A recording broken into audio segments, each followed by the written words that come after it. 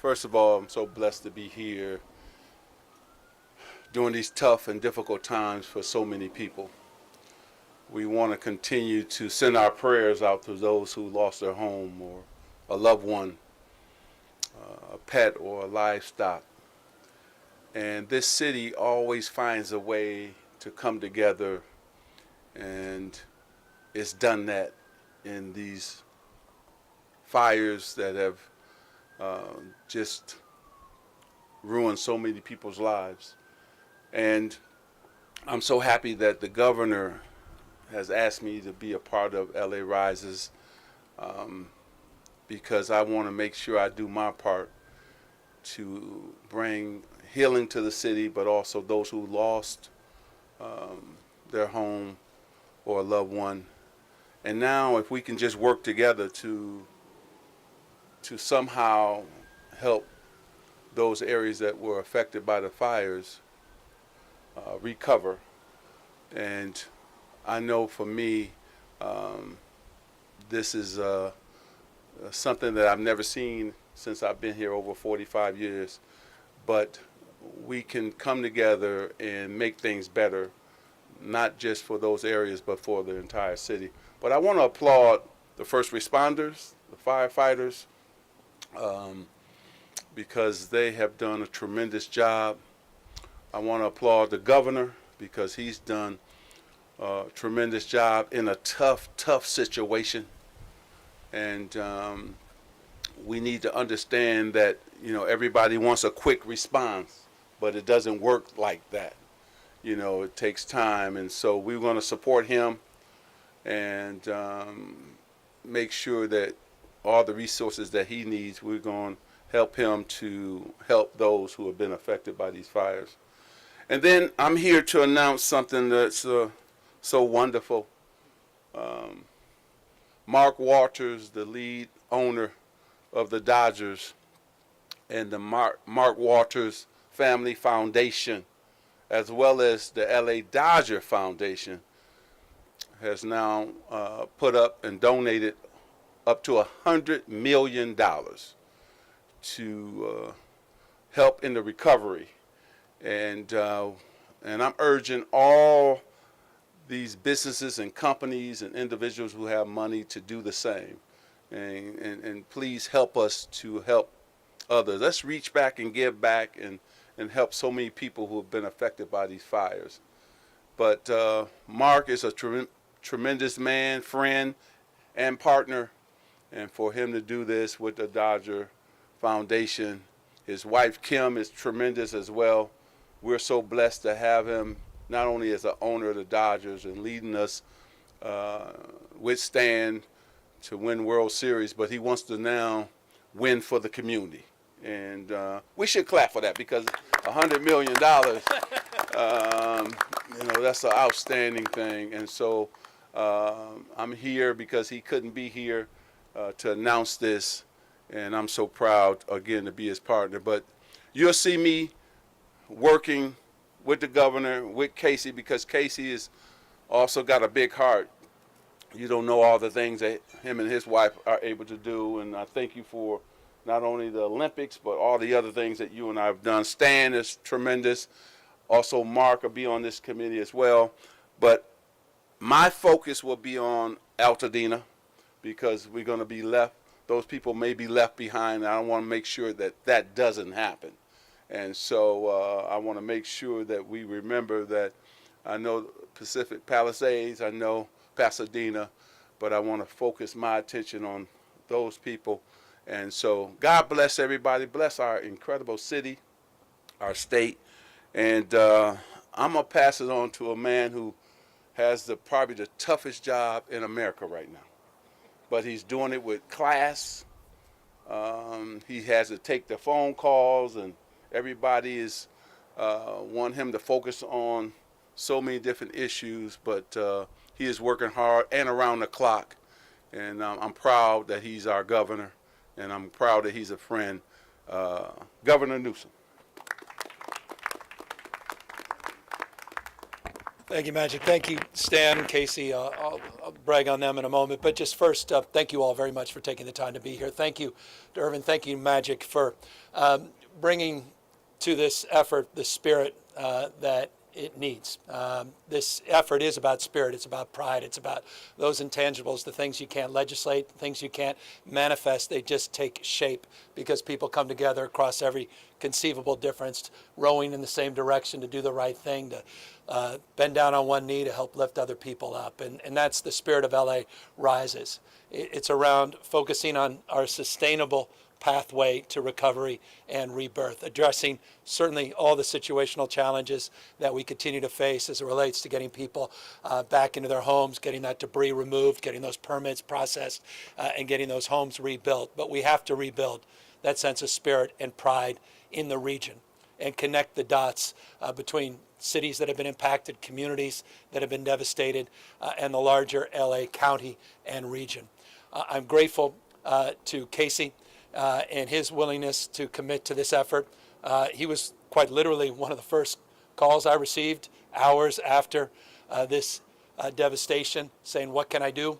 The answer is yes, and we dialogued a couple hours later, and the seeds of this process were actually fomented. He said, we need civic leaders to come together. We need the private sector to come together. That's the third leg of the stool. It's not just about the state and federal government supporting local responses. It's about the private sector, the civic society coming together. It's about active, engaged citizenship. It's about people volunteering. It's about people contributing, and it's about creativity. And I think that's really what I want to emphasize. And I want to thank Stan and the Dodgers for bringing that to life as well, to bring to life and to bring to bear with the LA Dodgers Foundation, the Mark Walters Family Foundation, $100 million. It's not just about the resources. It's about the resourceful mindset that those resources represent. It's about their creativity, their capacity to take a look anew at the process of recovery. It's about looking to seek the best and the brightest designers and architects and developers, the best and most modern strategies for financing and developing new procurement strategies to address the issue of cost and address the issue of logistics in a completely fresh and dynamic and distinctive way.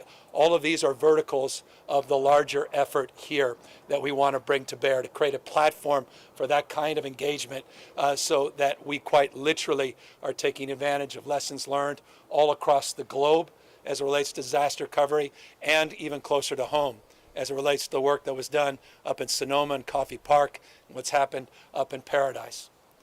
I come from a city, San Francisco, whose flag has a phoenix on it. It's a flag, phoenix rising from the ashes of the 1906 earthquake, mindful of the recovery, mindful of the resilience, mindful of our remarkable capacity for renewal and rebirth. But the framework that is so essential in that is also mindset that we can't lose hope. I know people feel helpless. I was just at another community meeting quite literally an hour ago. The pain, the trauma, the anxiety, the loss of community, loss of identity, self, place, traditions, lifestyles, all of that cannot give way to hopelessness. And what LA Rises is about is rising out of that and providing a mindset of optimism that it is achievable, that it is possible, that we can come back more climate resilient, come back stronger, meaning better, slightly different, but also mindful in closing, as Magic reinforced, because one of the first calls that I got was Casey. One of the second calls I got was from Magic and his team. Don't forget about Altadena. Don't forget about that community. Generations that had an opportunity, that built wealth, grandparents, kids and grandkids, that passed those opportunities on. One of the most vibrant and unique communities anywhere in this country, let alone the state of California. That community requires its own unique and distinct set of support and intervention. And that community needs to be protected, and that community needs to come back. And I cannot press upon you how grateful I was when Irvin said, I'm all in because I'm never going to turn my back on LA, and I'm not going to turn my back on the community. And for him to come back together with all of us here today is testament to, again, his resolve and his commitment. So this is the beginning of a process that will unfold, supporting regionalization of these efforts, working collaboratively with the city of LA, working collaboratively with the county of Los Angeles. I want to thank their leadership for embracing this effort.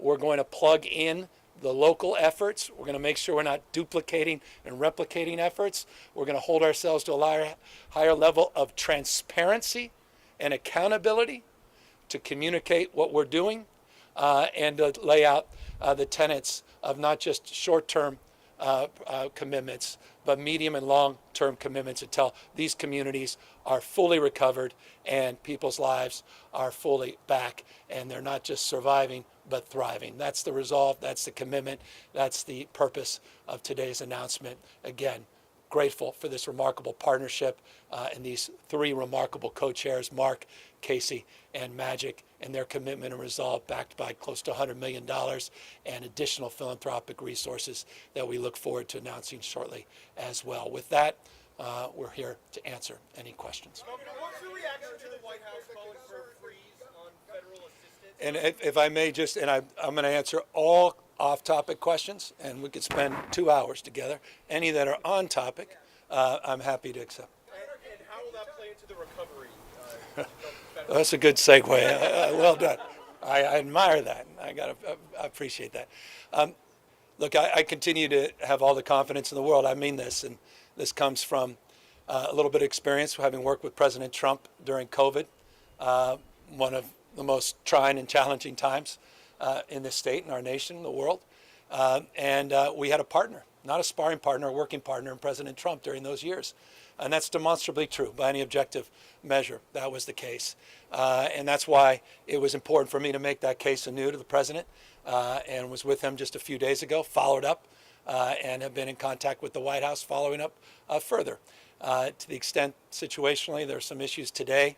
To me, all those issues get worked out, and we'll work through them as it relates to our recovery. And I'm firmly focused on building that partnership and strengthening our collaborative spirit. Governor, can you talk about your vision for Altadena and maybe Magic? Can you also weigh in on what that vision looks like and what $100 million actually means? Well, I won't speak obviously for Magic, but let me just briefly, as he walks over, make this point. It's not our vision, it's community-led vision. Community will determine what the community needs. It's our job to eliminate any barriers, our job to eliminate speculators. You know, I'm grateful. This man to my left did a PSA talking about those folks that want to take properties out from folks that had them for generations for pennies on the dollar, the kind of fraud that's being perpetuated, the kind of solicitations that are being perpetrated by these predators taking advantage of crisis. And this man stepped up, and I think it's one of the reasons he stepped into this effort. Well, I think that first, Casey and I were just talking about going there in the next, probably next week. We have to have community meetings and talk to the community and talk to the pastors of churches who are the leaders of that community as well. And we'll come up with a plan and a strategy. Today we're just announcing LA Rises. And then we'll go and talk to the people because it's all about them. And the governor said it. It's all about that community. And we just want to help them recover in any way that we can, but also want to make sure they have all the information so they can make a good decision. And we don't want them to just have somebody come in, as the governor just said, and take their land. And we want to make sure they have the correct information, and then they can make their decision. What are some of the lessons you've learned about lifting up black-owned businesses in the past that might be able to be applied now? Well, I think that's why I'm the right man. You know, I've invested in that community. I know the community very well. I speak the language, and they trust me and my brand. So they know that I want nothing but the best for them. And so I'll be able to relay that message to everybody as we have, again, we're going to walk through, then we'll have community meetings, and then we'll take it from there. But we also have to have the right people giving them the right information. So that's the key, right? Once you have the right information, then you can make a really good decision. Okay? Governor, you could weigh in on this. The fundamental element I'm sure you've seen it in the president's is time. Yeah. And the White House weighed in again today on what I believe the Army Corps said would be 18 months to scrape. Yes, not going to happen. Well, are you at least a little concerned that we're being overly optimistic, considering just how the scale of the destruction of thousands of homes and lots of that to be clear? There are only so many dumpsters or dump trucks. Yeah. Talk to us about time. Well, the essence of this question is not lost on me, because this is where the pessimism can take shape, where people just don't see things happening in real time. But let me tell you specifically what I mean by that. Just yesterday, FEMA sent a letter in partnership with the state of California to the US EPA on toxic debris, hazardous waste removal, saying we need it done in 30 days. The original commitment was 60 days. Spare no resources. The state is offered unprecedented resources. I still have 1,971 National Guard down here. We will do whatever it takes to provide that support for the EPA. They've been provided $175 million, and they need to get it done pursuant not only to the direction of FEMA, but the direction of the President of the United States himself, who wants to move heaven and earth to make sure that happens sooner. So the debris removal, phase one, we want done in the next 30 days. Number two, concurrent to that, not after 30 days, concurrent to that, phase two debris removal can begin when people do a right of entry. Once they sign off on a right of entry, they can do it debris removal for themselves through a private contractor, or they can get the support from the Army Corps that has a California-based prime contractor, ECC. If they cannot afford to do it themselves, they can have the Army Corps do it. They'll bill their insurance, but there'll be no subsequent bills if it costs more than their insurance line item that's picked up by the federal government. And we are coordinating that at a level that's contemporary in this context to the work that they just did in Maui, with the lessons learned, the examples in Maui. And so they're already on the ground. The colonel's on the ground. He was here a week ago. And we're coordinating that phase two to get that done. Now, in that process, that's also a concurrent process. Once the debris is removed in phase two, goes up on a website, and then the building permit process begins. So all this happens stacked on top of each other. It's not phase one, then we begin phase two, we begin the rebuilding. It all happens in real time. So no resources spared. Part of what LA Rises is about is getting the best minds in philanthropy, in the private sector, in industry, experts in architecture, experts in materials, experts, to your question, in logistics, experts in master procurement to look at the issue of cost, workforce that we're already working on, providing an educated and substantive workforce that is prepared to deal with the magnitude of this. All of that is a big part of what we're currently doing, and I know what local government's doing. You're right, be cautious about overpromising, but I don't want to understate what we're capable of when we're all moving in the same direction with a sense of urgency that we brought to bear with the damage assessment team that got that job done 4 days ahead of time, and no one thought we can get it done within 2 weeks. We've proven them wrong already, and we're going to prove them wrong on phase one and phase two.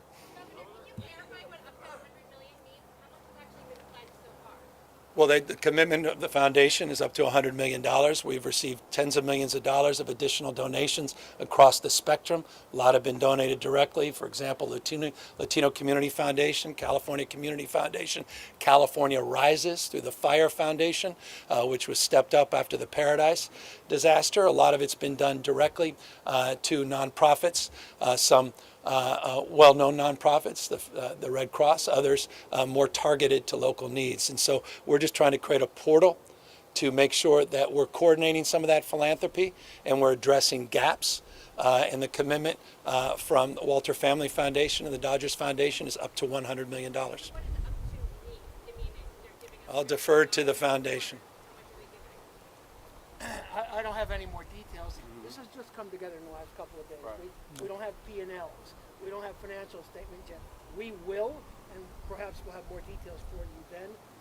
For now, we thought the safest thing to say was, we're going to give up to $100 million. So that's all the color I have for you standing here. I have all the expectation with the brand they built and the integrity of their teams that's a firm commitment. Governor, going back to the basic there may not be enough Class B upside.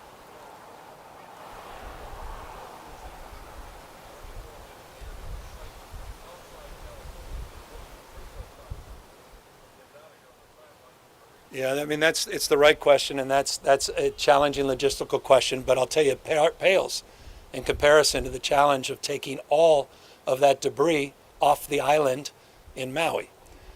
So this is logistically challenging, but it's nothing compared. And so, look, they're working through all of that. We have some regional sites that we're looking at, some that you probably already done some reporting on that are no longer operational, looking to stress test alternative backup sites. But all of this is being addressed in real time. No one's concrete right now. As you know, just getting the hazardous debris sites has been an issue in some of our communities. People want the sites, but they don't want necessarily those sites in their backyards. Your expectation that the Army Corps of Engineers will be able to have sites outside of California to take care of that site. I'm not willing to go so far as to prescribe any expectation as to where, but appropriate sites. They're working with California, EPA. They're working with our federal partners. This is well, and forgive me, I hate to remind everybody this. This is familiar territory. We had 18,000 units, structures damaged in campfire. 18,000. We had 5,600 that were impacted in Coffey Park. Huge debris removal efforts. So there's a lot of history here, sadly. And what I mean, sadly, there's some experience here as well. Yeah. There was a construction shortage before the fire. Yeah. There's an estimation that a large chunk of construction work comes from down in the building. Are you afraid that the latest crackdown by the Trump administration might exacerbate the labor problem? Well, it's some estimates that 40 to 41% of the construction industry workforce in the state of California are immigrants. It's much higher than the national average. So I appreciate your question. You can imply my response, except to say this, mindful of that. It's not what happens to you, it's how you respond to what happens. It's not the reality of the moment, it's how we get creative. We already are looking at a number of contingency strategies as it relates to augmenting that workforce. I'll give you just one proof point so you don't think I'm just blowing hot air. We are already working with our labor agency and our community colleges. We're looking and working very closely at our apprenticeship programs and looking at scaling the prospect of even out-of-state workers and support for these efforts. So those are just examples of more creative ways to address what is a legitimate concern and criteria of consideration as it relates to what's happening separate and above from this recovery. I'm sorry. Governor, I know you said no on public question. Until after, and then I'll respond to yours and anyone else that wishes to have it. I just want to spare them their precious time. But I'll, yeah. Governor, I think there's so much federal money that's been flowing, and obviously some state money as well. I know you all want to hear any about what that is, but can you give us some benefit of what the administration and in terms of dollars to take in your community, or it might not be able to be met by the state and the federal government? The biggest anxiety, I was just at I'll give you just a couple of examples from an hour ago. Solicited, rather unsolicited, they were shared. We can't even afford the home that we're in today based upon the cost of square footage. We're on the FAIR plan. We don't even expect to get 60% of the recovery costs. What do I do, Governor? How can you help? And that's when I talk to them about myriad of things that they should look to, including some of the philanthropic efforts that we're highlighting here today. Look, our goal is through the creativity. This is not just about the money. The money is significant. It's extraordinary, actually. And the money that the state and federal government are providing will be ample, has to be. But it's also about being creative and finding novel strategies, and doing so in a way that we can recover fast but safely, more resilient and insurable, which is critical as well. So I'll give you an example. We're looking at defensible spaces. We're looking at issues around redundancy and life safety, ingress, egress. I've had 2 or 3 of the world's most famous, you know of some of them, architects that say, plug me in, how do I get engaged? We want to pull them into this process. And we want to make sure they're providing designs. People in the prefab space saying, I want to get engaged. I could bring the cost down significantly. Building construction phase folks are saying, you know what? We're doing a lot of this work. We could do it off-site. We've got some strategies we want to engage. So this becomes that platform for that kind of engagement so that we're streamlining that and we're not just doing a Palisades version and then a Pasadena version and then, Altadena. That we're making sure that we're sharing that in a seamless way and we're coordinating and communicating in real time. Obviously, LA's going to host the Olympics in a couple of years. We've got the Super Bowl, we've got the World Cup. Hopefully, we have the World Series next year. I expect you might, yeah. This all impact that, and does this change the thought process of that? There's LA 20. Well, we're lucky we have Casey here. The easiest way to think about it is LA is in the tourism business. That's how this city and economy and people thrive. And we are the home of big events. You just named them all, but we've been doing it for generations. And so we have to, these events are more important than ever now. This is something we have to grow our way out of economically and operationally. If you think about the Olympics, the opportunity to, it's not just bringing workforce here to prepare the city for the Olympics. It's how do we incentivize people to move here because of the opportunity in Los Angeles, not just now with this tragedy, but with the Olympics and all that's happening here in this region. And so it's really about how do you use these events to change the city forever. We'll be here for 30 days in the summer of 2028, but our legacy is going to be changing the course of LA for a long time. And if we can start that process and lean into this tragedy, take the expertise that we have, the opportunity to bring the world here. I mean, the Olympics in LA will be the largest peacetime gathering in the history of the world. What an opportunity to bring the world to a revitalized and a new Los Angeles. And that's, I think, the opportunity and the pressure and the challenge that the governor has put forward. And it's the right one, which is we're going to make the next version of LA better for everybody. And these events are the things that drive those opportunities. Well said. All right, guys. On topic, or we can, yeah. That you're working with local leaders. Yeah. And that you know what they're doing, there's a level of speed. What is the county doing in terms of recovery plan?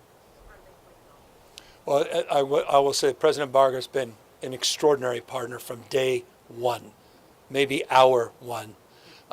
There's been no daylight, and I cannot express my gratitude and appreciation for her and her team and her support of this effort as well.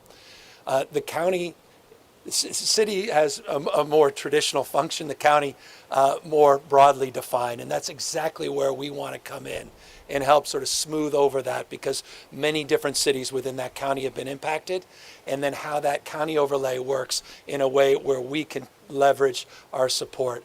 But I don't want to presuppose their specific strategies at the county level for permitting. We pushed through our executive orders, our expectations. As you know, we've moved CEQA. We had to double down on Coastal Commission, double down. I didn't think they got the message or memo, so they got a second executive order on the Coastal Act.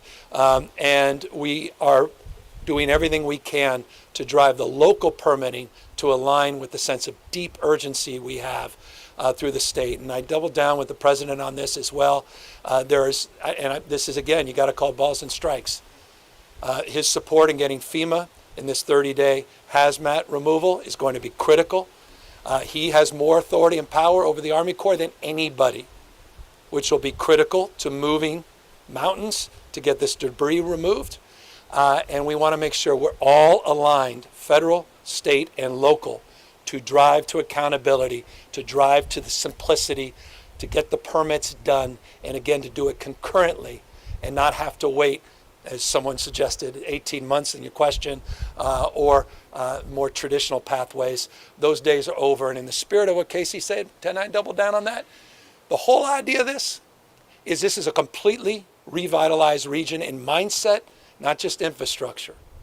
That the relationship between the city and county and the state and the federal government, we address some of these long-standing similar issues around jurisdiction, inability to work together across differences, to address streamlining, to get serious about housing, to address these traditional barriers, to revitalize the opportunities here and create a business climate that is more enlivening, more supportive. And that's my mindset 100%, not just the emergency mindset, but taking that and driving that as it must through the Olympics and getting out the other side in a place where it's not just one of the top 3 cities in the world, it's the most important and essential city anywhere in the world. Governor, out of curiosity, when did you learn that the U.S. military had made its way into the state and turned the spigot on for water? All right, well, that's a second question, and it's a loaded question as well. And so I'll happily answer that in one moment. All right, guys, well, I'm going to let these guys go, and I'm going to answer both questions and any more. Yeah. Yeah.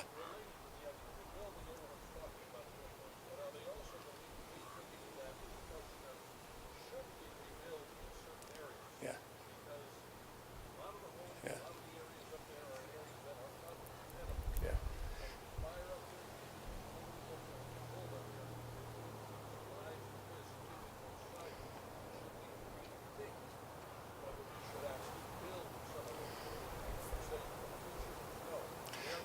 Yeah, I get this question a lot, and I answer it this way.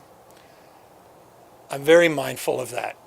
I'm also mindful of someone that did, under the rules and regulations, get an opportunity to rebuild, then I'm not going to sit here as governor of the state of California and say you can't rebuild your home. But if you are going to rebuild your home, you can't rebuild it the same way.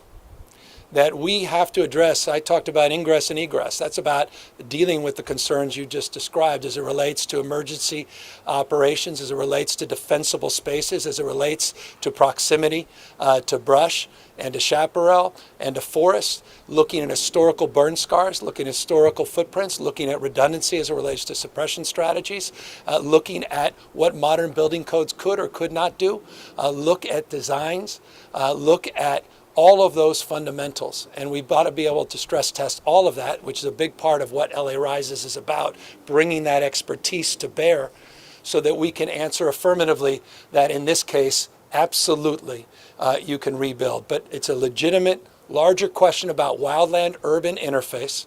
It's a legitimate question in a world where the hots are getting hotter, dries are getting drier, and floods and atmospheric rivers, the wets are getting wetter, that we have to adapt to that reality. And that reality obviously is pretty self-evident here in Southern California. So you're basically saying the city and the county, wherever those people are that are maintaining those places, they're going to have to start doing real work, clear back interface. Oh, yeah. Protection there far more than they've done in the past. Well, I'm looking forward. But certainly can't be done the way it's been done. Has to be done radically different. But you know what? But no, I get it. And look, but I also not naive. You know, you had some of the driest conditions you've had in our history. You know, I've been governor. We had the 3 driest years since statehood, and then we had the 3 wettest weeks since statehood that broke that drought.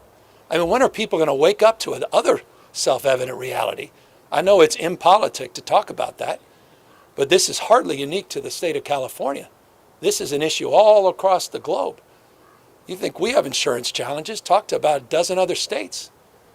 The realities of this are rather acute. So we're not going to double down on stupid and walking back in our commitment to address those larger systemic issues and address fundamental issues. But yes, situationally, we're going to have to adapt to them in much more dramatic ways than we have in the past. With that, let me thank our co-chairs and thank the Dodgers for their incredible support and generosity.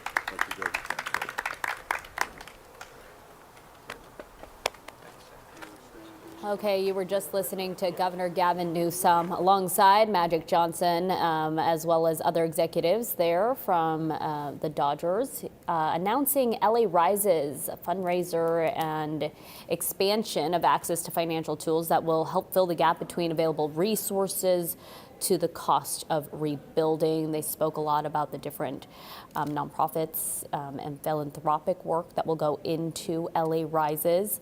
Magic Johnson there also announcing Mark Walters, one of the lead owners of the Dodgers, has now donated $100 million to help in recovery, and also is focused on specifically the community of Altadena. So we will have much more on LA Rises, that initiative for the fire victims, coming up on KCAL News at 4 p.m.